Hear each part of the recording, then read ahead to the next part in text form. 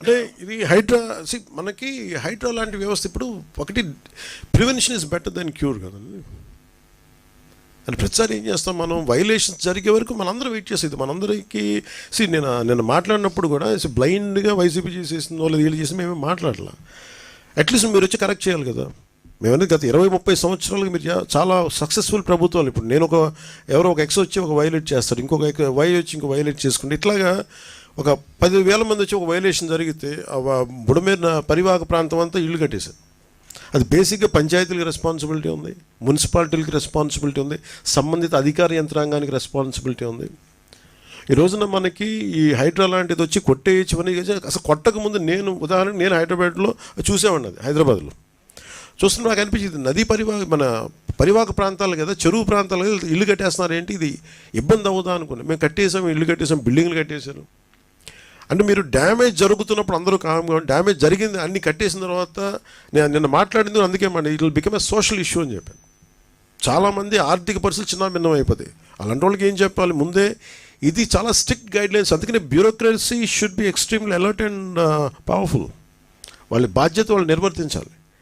అందుకని ఇప్పుడు రేవంత్ రెడ్డి గారు మా ముఖ్యమంత్రి వచ్చి ఇప్పుడు ఏమంటారు, కొట్టేస్తూ ఉంటారు.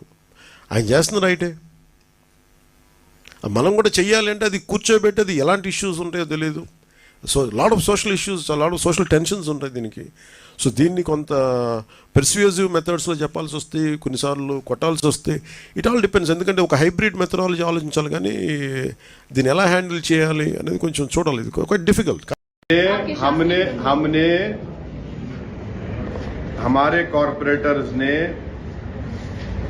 मेयर साहिबा से कमिश्नर के पास जाकर वो जो हाइड्रा बनाया गया है उसको हमने बताया है कि वो उसका कोई लेजिस्लेटिव लीगल बैकिंग नहीं है, उसको वो पब्लिक डोमेन में है.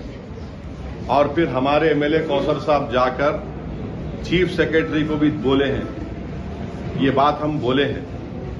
और तीसरी बात ये है कि जीएचएमसी का जो ऑफिस है, अभी जीएचएमसी का ऑफिस है ना, तो हम लोग जो है हमारे स्कूल में जब हम लोग बस में जाते थे, हैदराबाद पब्लिक स्कूल को बस में जाते थे, मेरे को अच्छी तरह याद है हमारी जो बस होती थी वापसी में ऐसा आती थी, या फिर कभी कभी मैं पब्लिक स्कूल को जाता था बस पकड़ के, एक बस नंबर 7 होती थी, अभी भी होंगी, डबल डक्कर में बैठ जाता था मैं, ऊपर बैठने का बड़ा शौक था मेरे. हाँ, वो लिबर्टी से जाती थी, लिबर्टी से टैंक बन जाती थी.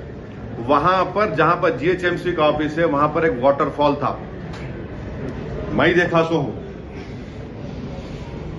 नेकलेस रोड एफटीएल पर है, तोड़ो उसको आप.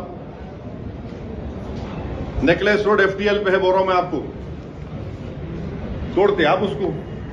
तोड़ना चाहिए ना भाई, कौन रोक रहा आपको. एफटीएल है, सीसीएमबी का गवर्नमेंट ऑफ इंडिया का ऑफिस है हिमायत सागर के पास, बना लिया आप, गवर्नमेंट ऑफ इंडिया का है. तो ये हमारा ऑब्जेक्शन इस बात पर है, ये हमारा ऑब्जेक्शन इस बात पर है.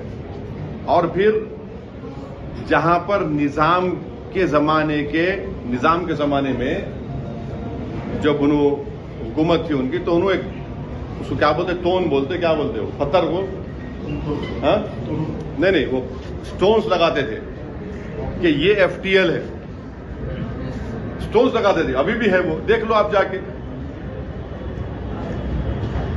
ये है हमारा, हम तो चीफ